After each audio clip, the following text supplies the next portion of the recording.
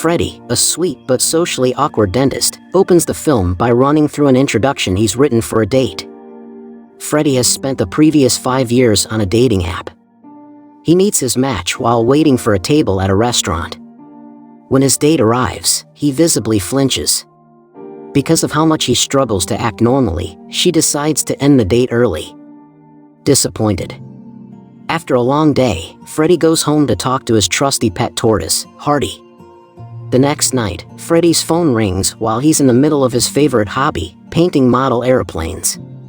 Someone on the other end of the queue claims to be a woman and tells him she's interested in meeting him after reading his online dating profile. Freddie agrees with high hopes, and the next day he eagerly awaits her arrival at the restaurant.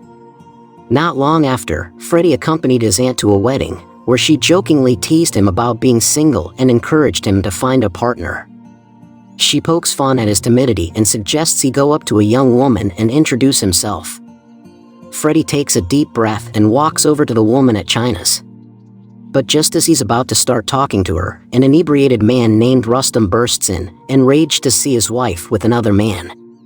When Freddie tried to stop him, Rustam shoved him to the ground and stormed off with China's. China walks into Freddie's dental office the following morning, much to his surprise. He says a friend of hers recommended him and that she needs her wisdom teeth removed. After a quick checkup, he recommends an X-ray be taken the following day and makes an appointment. China, just before she leaves, reveals a previously unknown bit of information about you. Freddie's late mother was a famous cellist who encouraged her daughter to pursue music.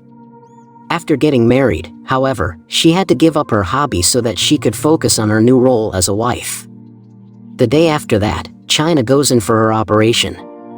Freddie recommends general anesthesia instead of local because it will last longer and keep her comfortable if he ever loses control for even a second. For some quiet time with China, he has his nurse assistant prepare some tea. After she recovers from the procedure, he leans in and tells her how much he loves her. Freddie asks if she has any known allergies. Medications and dosing schedules are prescribed. Schedule a follow-up session for tomorrow. After she leaves, he checks her medical records to find her address, then pays an unexpected visit to the facility to speak with the patients there. He's hiding out in his car and keeping an eye on things. And then he sees Rustam, who hasn't eaten all day and is furious, much to his horror. Get in China's face. Freddie wants to help at first, but then he realizes he has no reason to be there and runs away, haunted by his past. Freddie has a sleepless night because he is haunted by a nightmare from his childhood, when he saw his father murder his mother and then himself. If China doesn't show up for her post-op appointment, he'll give her a call to remind her how crucial it is.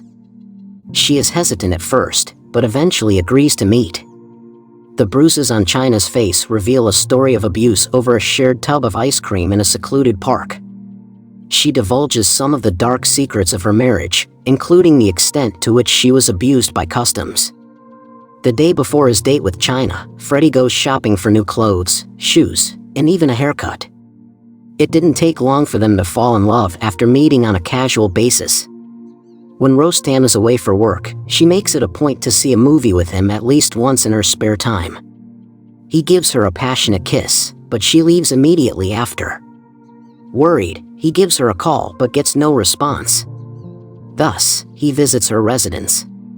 She has numerous bruises, much to his horror. Rustam's repeated assaults on her after he tried to comfort her. Marriage is proposed by him. She politely declined, pointing out that she is married already, but she does admit that things could have been different if she hadn't been tied down. Freddie has some serious introspection that night about what has happened. As soon as he wakes up the next morning, he makes plans to meet China's. He admits that he wants to kill Rustam to be with her. She was surprised by his proposal, but she turned it down. He is adamant that she make a decision for her future happiness right now. And, at last, she concedes. They're going to go their separate ways until everything is resolved. Later, Freddie follows the evening ritual to the letter. He realizes that his midnight errands are routine and, one night, seizes his chance. Freddie pursues Rustam and, in a fit of panic and fear of arrest, intentionally runs him over. He runs away to his rural home.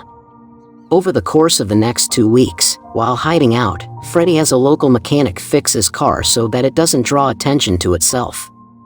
He does good deeds for the local villagers in the hopes that he can be forgiven for his past mistakes. Once back in the city, Rossum's tragic death becomes the focus of police attention as they conduct a thorough investigation into the circumstances surrounding his death. After 2 weeks, the news starts to tighten around Freddy. Freddy goes to China's house in the hopes that she will accept him. China's secret boyfriend, however, unexpectedly showed up at her door as a stranger. Freddy's world was shattered by the realization of China's manipulation. He had been used as a pawn in China's scheme, despite his best efforts to save her family and start a life with her. He found out that China had used him to inherit the customs restaurant, which she ran with her true love and where Rossum had been murdered. As he was reeling at home, Raymond abandoned him. He feels lost for the love he had always assumed was real. He was so distraught that he burned the clothes he had bought for their dates. He visits China's eatery the next day and orders a glass of milk to drink while he eats. He gave the staff unsettling death glares. Raymond, someone walks up to Freddy and spits in his milk after seeing this. Freddy keeps drinking anyway. Freddy demands an apology from China's. Before China's team could respond, Raymond stepped in to defend her, striking Freddy and sending him tumbling to the floor. Raymond tells Freddy to be careful because they have evidence of him stalking China's, including photos and messages. He has threatened to call the police if this behavior continues. Animated by a desire for payback, Freddy carefully plans his vengeance. One afternoon late, he watches as Raymond and China leave their house. He has already planned to have a locksmith break into their home. Once inside, Freddy takes advantage of China's allergy to his food by lacing it with a powerful sleeping agent. He uses a dishwasher soap in her face wash, anticipating her reaction based on her medical history, and then removes any allergy medication she might have been using. But Turtle. Freddy's heart is broken by the news that a quick look at his surveillance footage confirms their McJob claim. Saddened by the loss of his pet, he plans a touching funeral for the following day, realizing that this is his chance to even the odds. Freddy recruits a homeless man, using his manipulation to make him an instrument in his plan. By giving the homeless man his number plate number, he inadvertently implicates himself in a murder at customs and pays the man to give a false eyewitness account to the police. Freddy was prepared for the police to show up at his clinic. Cleverly, he frames Raymond as the killer and even claims that Raymond borrowed Freddy's car on the night of the murder. To illustrate Raymond's supposed guilt, he displays fabricated messages he had sent to himself. The CCTV footage of China and Raymond breaking into his flat is the icing on the cake. Now that China and Raymond are the primary suspects, the police have reached out to them to bring them in for questioning.